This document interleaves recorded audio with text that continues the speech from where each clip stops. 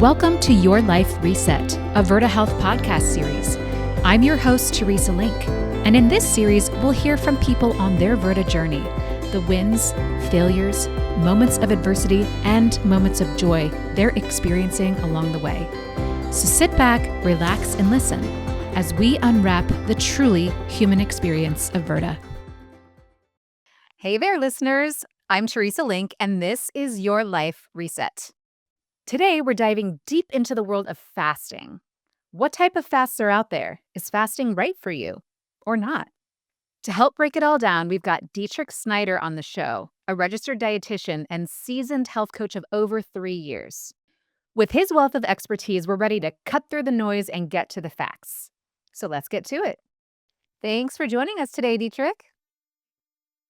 Hey, Teresa. Thanks for having me. I'm excited to be here. Yeah, I am so excited to talk about fasting with you. It's such a topic that I think can be a little bit controversial to some people, and there's really a lot to know. So we're going to get to that here in a moment. Before we dive in, let's allow our listeners to get to know you just a little bit. I'd love to hear what sparked your passion for nutrition, initially. Yeah, that's a great question. And I'll try to keep it short, but I read of some humanistic existential philosophers, and they have this idea that what makes us human is our ability to choose.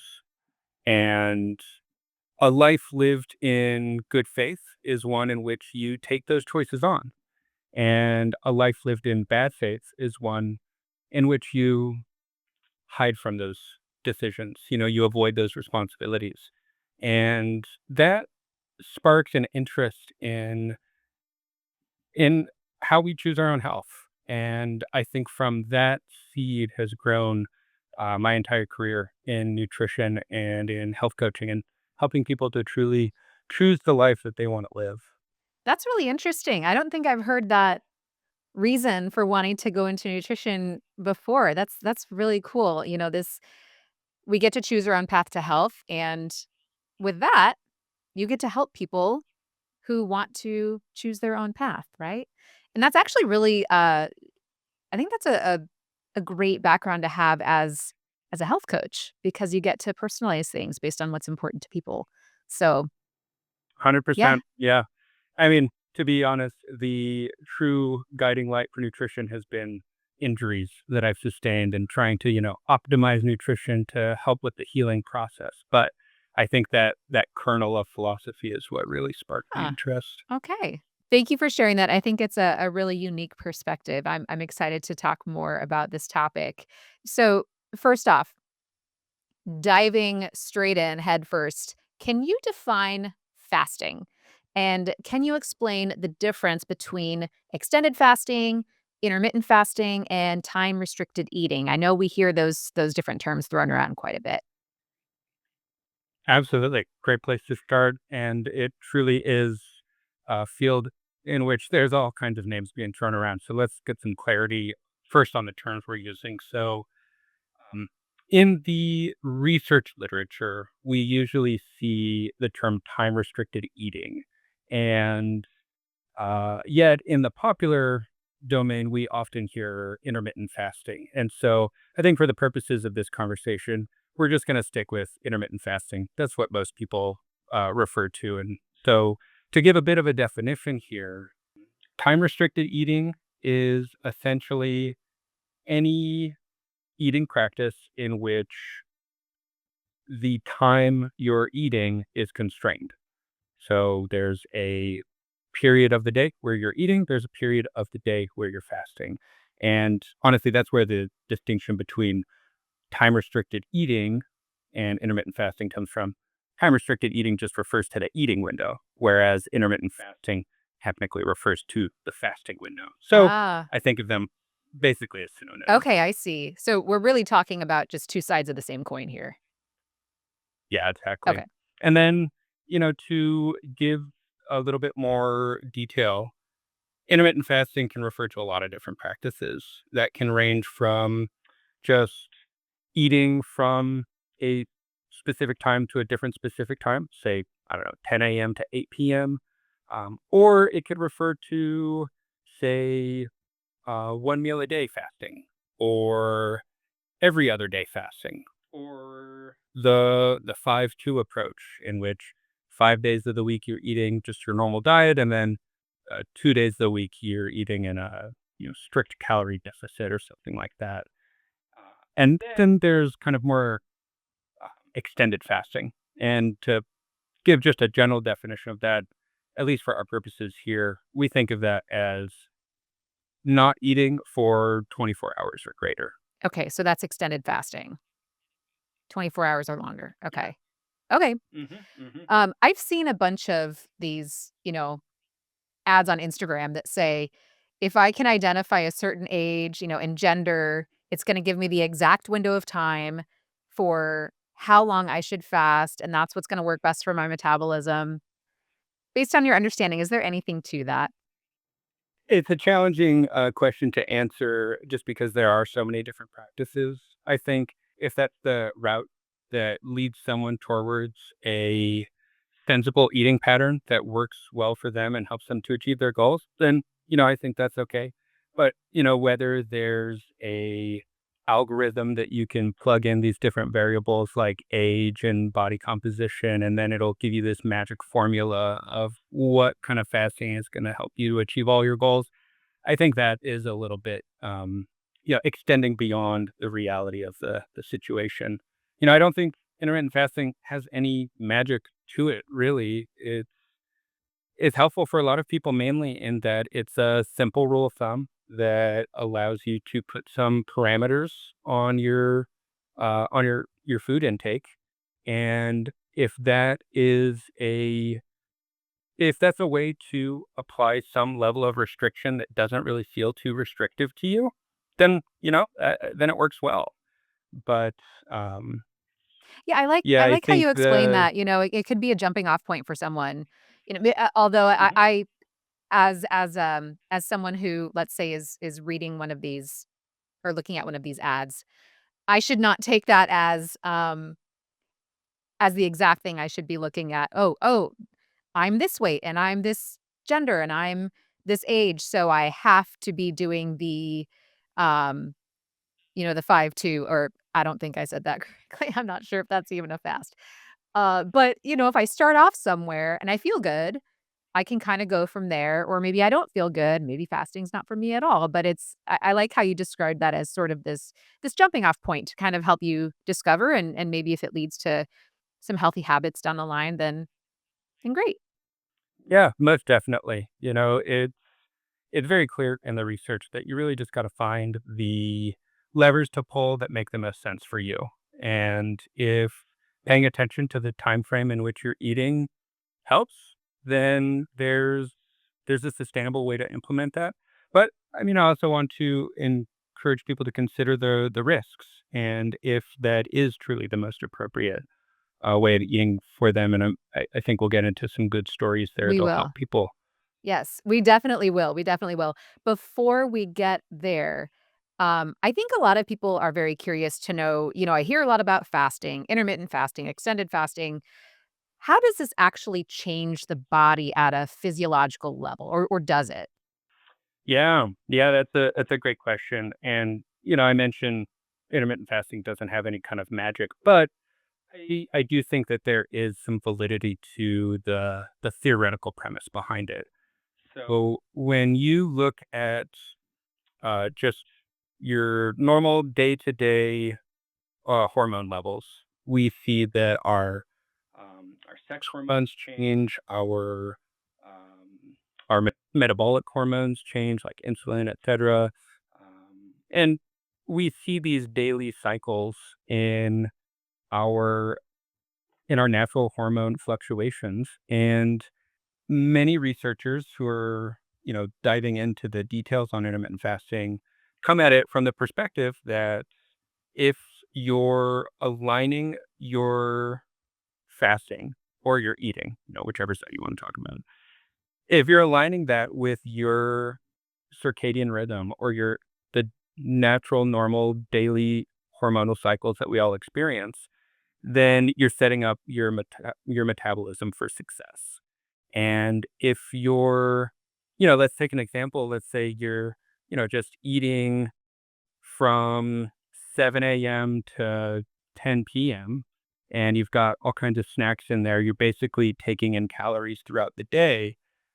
Uh, then that's a bit of a mismatch between what your natural hormonal cycles are doing and what what the food is telling your hormonal cycles to do.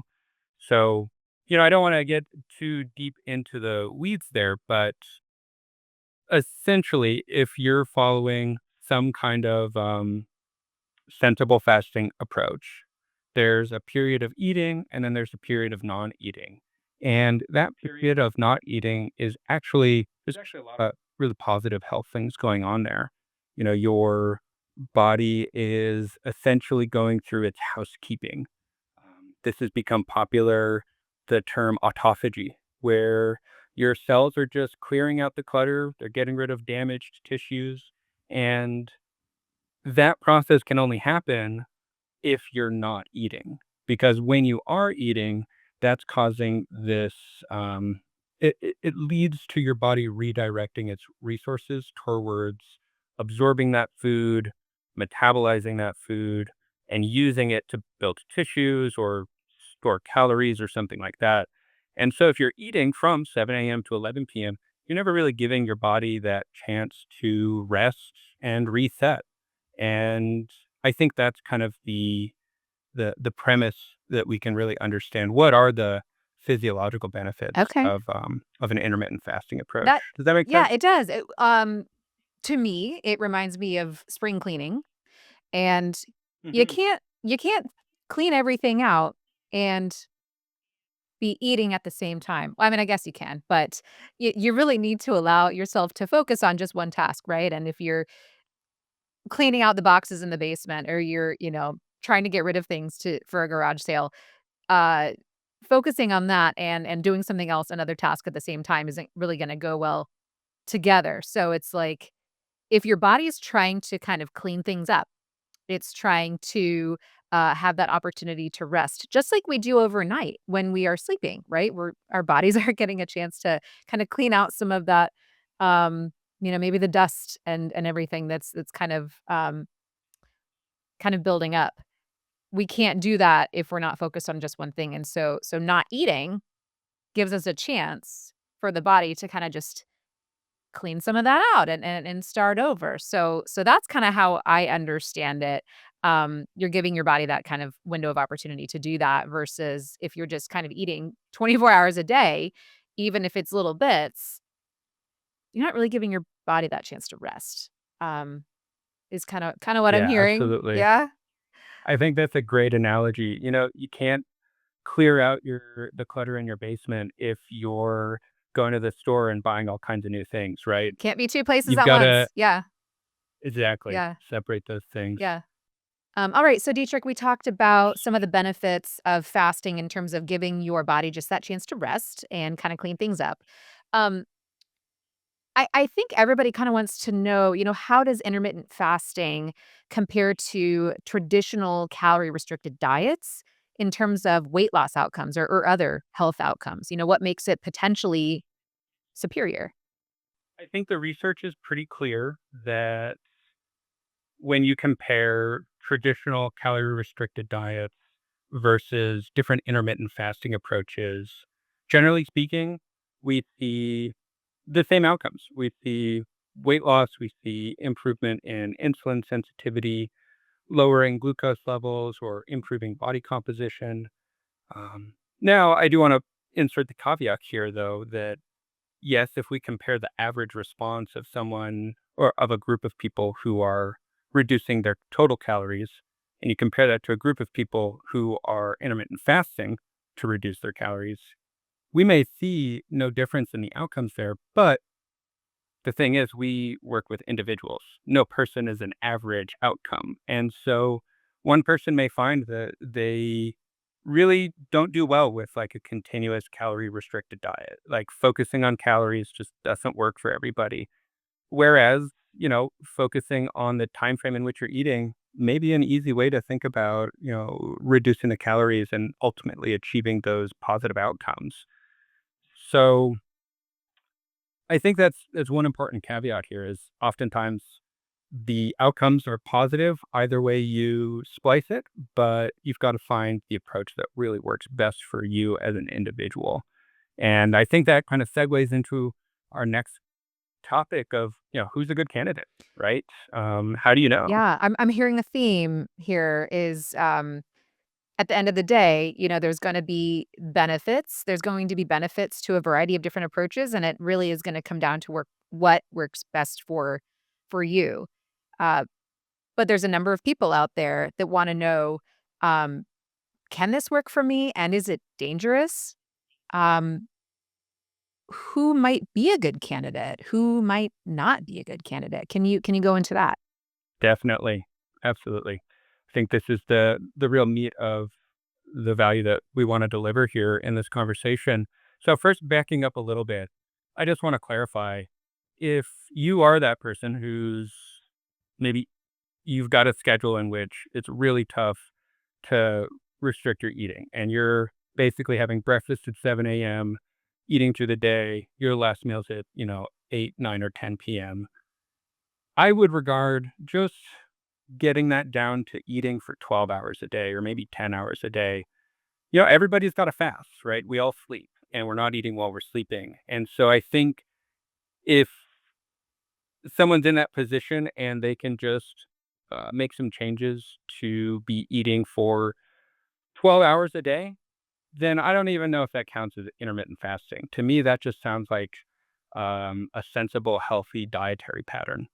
So when it comes to that, I think anybody would be a good candidate. If you're having trouble getting traction towards your health goals and you're eating for more than 12 hours any day, then reducing that down to just a moderate, 12-hour eating window, 12-hour fasting window, that can produce some benefits for a lot of people. But now let's talk about the more restrictive approaches, Okay. right? Let's say 6-hour eating window, or maybe even one meal a day as an intermittent fasting practice. So, yeah, let's start with who shouldn't practice this. So, there's a few categories of people that this practice can pose some serious risks. So, first off, many of the people we work with at Verta have diabetes and they're on medications like insulin or sulfonylureas like glipizide or glimepiride. And these medications are known to rapidly drop glucose. And if you're making substantial changes to the amount of food you're eating in a day or the eating window in which you're having that food, um, while taking those medications, that can pose some serious health risks for hypoglycemia, and that can land you in the hospital. And so, for someone taking a medication like that, and if they're interested in pursuing a practice like this, that I just strongly encourage them to talk with their care team, talk with their Verta provider and their coach about, what might be a way to ease into a healthier intermittent fasting practice, something less restrictive, something more moderate, but, still something that might be helpful. Um, So it doesn't mean it's off the table. It just means maybe, if I'm taking insulin or a sulfonylurea or have any other, health risks that maybe, maybe it's not good to just dive right in. Um, talking to your care team and maybe not, maybe not immediately going after a one meal a day. But I'm hearing from you, you can potentially make fasting part of your intermittent fasting part of your day, even if you're on certain medications. You just gotta make sure that you're aligned with your care team so they know what's going on so you can minimize your risks. right. Yeah, and I think this is a great plug for the biomarkers, and we'll see in some case examples how that can be really, really helpful for guiding the approach. Getting your monitoring your glucose, monitoring your ketones, your weight, and ultimately how you feel.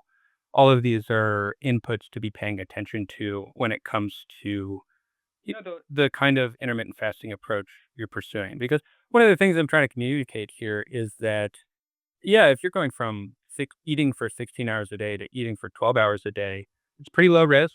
That should work within a lot of different medical conditions or medications. But then once you're getting into the more restrictive approaches, like an eating window of 6 hours a day or maybe one meal a day, the more restrictive your dietary approach, the more you've got to pay attention to the risks. And I think for people on those medications, it's particularly relevant. Yeah, that's a great point. The bigger the window, the more you gotta pay attention. I really like that. Yeah.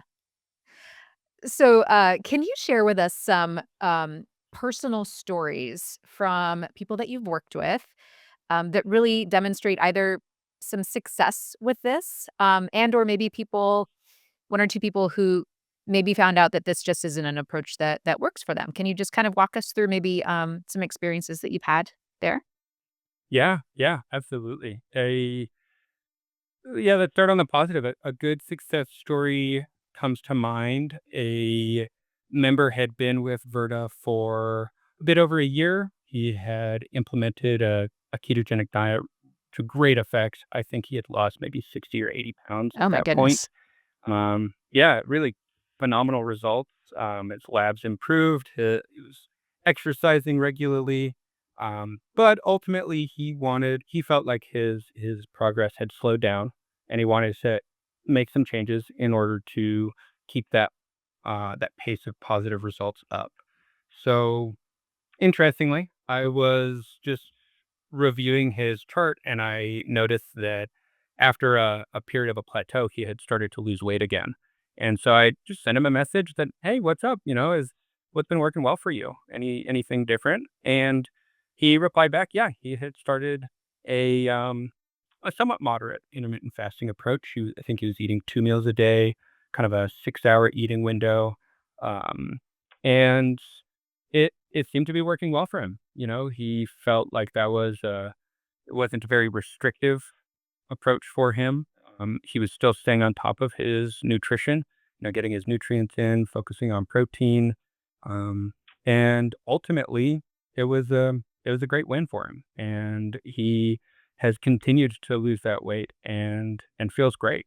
So, the Verta. I think this illustrates that Verta really can work well for people even if they wanna pursue some, eating practices that are kind of outside of our standard protocols. Verta does a really great job of focusing on, like, macronutrients, right? Our well-formulated ketogenic diet is all about reducing carbohydrates and increasing fat while maintaining optimal protein intake. Um, but, and yes, that helps you to reduce calories in a way that doesn't feel too restrictive for a lot of people. But that's not the entire picture, right? There's your macronutrients, there's your total intake, and then there's the timing of your intake. And for him, he found that that was a practice that felt sustainable, produced the results he was after, ultimately didn't have any safety concerns. And to my knowledge, he still practices it to this day and is still seeing really great results. That's So, great. it, Yeah, there's something simple yeah, about it too, I think. You can eat, breakfast, snack, lunch, snack, dinner, snack, and it's you kinda have to there's a little bit more of a mental you have to think about it more throughout the day. It's like you have to plan even more versus if you and maybe that works for you, um, versus if you kinda simplify it with, "I don't need to think quite as much all throughout the day. I'm just kind of making a boundary for myself that I'm not gonna eat in this window, and it kinda takes care of the rest." So, for some folks, that works really well. Sounds like it worked really well for him. Okay, so this gentleman had some great success with, his own version of fasting. Have you come across any members or anyone that you have worked with in the past where maybe it didn't turn out to be a great strategy for them? definitely. And honestly, this is not uncommon. This is a pretty regular occurrence that I see in the members that we serve. So to take one really illustrative example, there was a woman I was working with at Verta, and she came to Verta having already been well on her way in her health journey. She was a very regular exerciser. She had successfully implemented a ketogenic diet. She was here because of her diabetes, and she saw some really great glucose control after starting, our approach. But still, she felt like there was some left on the table, and she wanted to see more results. And what brought this to light to me was I was reviewing her biomarkers, and there was a nice downward trend on um, the glucose, and it had stabilized in a great range. Her weight had kind of been pretty stable, but still, really great. She's exercising, and her body composition was spot on. But I noticed that her fasting glucose started to rise, just this steady trend day after day. And so I checked in. I said, "Hey, I'm noticing that your fasting glucose has started to rise. What's been going on and what's been different? Whether that's nutrition or lifestyle. Let's see if we could get to the bottom of this." And she told me that she had started a pretty strict 1 meal a day intermittent fasting approach because she really wanted to lose those last pounds and make it happen. Through our interaction, what seemed to have been going on was her fasting approach was just too restrictive for her body to be able to tolerate. So I go back to this bucket analogy a lot where, our bodies have a capacity for stress, and you can think of that as a bucket. And different stressors help to fill that bucket up. And as long as you're not overflowing the stress bucket, your body's able to manage things. You're able to still see good health. But, you know, if you've got a combination of factors, let's say you stress professionally, your home life has some added stressors, and then you add on top the stress of intermittent fasting, it can overflow that bucket and spill out into negative health consequences. Oh, interesting. And so for this woman, it seemed that the fasting was more than her body could tolerate, and it was raising her stress hormones, things like cortisol. And cortisol tells the liver to release glucose into the bloodstream, whether you're diabetic or not. It doesn't have to be for just people with insulin resistance. And ultimately, those high stress hormone levels backfired on her approach, and she started to see glucose dysregulation. So, I kind of explained the physiology of what's going on, and together we came to what could be like a good middle ground approach. And she started having 2 meals a day. So, kind of like a 6-hour eating window. We had focused on making sure she was getting her protein, and gradually we started seeing the fasting glucose come right back in line. And that was just a clear example where, you really have to know the parameters of your own physiology. And if, this practice is too stressful for your body to handle, then it's going to cause these negative health effects, even though you came at it with great intentions. You wanted to do this because you wanted to improve your health, but it's all about finding the best approach that works for you. And oftentimes it's a more moderate one. Yeah, that's such a great point. I think it's so easy for us to compare to someone else. Um, well, my husband, he practiced intermittent fasting, 1 meal a day, and he dropped all this weight and he feels great. I tried it. I'm miserable. Seems like things are getting worse. Just as an example, Mhm. and to again go back to what you're saying, it's not a one size fits all approach, and we can't assume that what works for someone else will work for us. It's about really paying attention to our own bodies and then trying different things out and then figuring out what does work. And that's such a great benefit to have someone, to have a coach, a professional who can really help you work through that and figure out what your body is saying. So, what are some of those clues that we can kind of listen to? Can you tell us about that so we can understand how our bodies are kind of responding? Yeah, yeah, and it is a little bit nebulous, right? It's not like we're measuring our cortisol Right. levels. If we had a continuous cortisol monitor, that'd be awesome, Does one but we don't. exist? So they are in research. Oh, So wow. some mice have them. Oh, We'll see in a decade if they trickle down to us. But yeah, some things to pay attention to. You hit on them. How you're feeling is honestly a really important determinant of how effective that approach is for you. If you're running into energy issues, like fluctuating energy levels, then that's a great sign that, maybe your nutrition needs to be adjusted a little bit, to optimize for you personally. The note about fasting glucose is another one that I think is it's really easy to measure here at Verta. Everybody gets a glucose and ketone meter, and oftentimes we'll see the glucose, fasting glucose specifically, start to rise, and ketones might stay the same. So I think the biomarkers and how you're feeling together, we can get a lot of details on, how effective this nutrition strategy is for you. all right. All right. So, okay, well, Dietrich, you've given us so much great information about the different types of fasting, who might be a great candidate, maybe who's a candidate that should pay a little bit more careful attention, right? So much information. So can you kind of boil it down for us? And what are just a couple key takeaways that you want our listeners to remember from our episode today? Yeah, most definitely. Um, Intermittent fasting can be such a complicated topic, but it really doesn't have to be. If you boil it down to just a few takeaways that you're paying attention to, it simplifies it pretty significantly. So we got three for you. First, stay on top of your nutritional basis. That looks like getting lots of colorful veggies in those meals that you do eat. That way, you're staying on top of all of your micronutrients.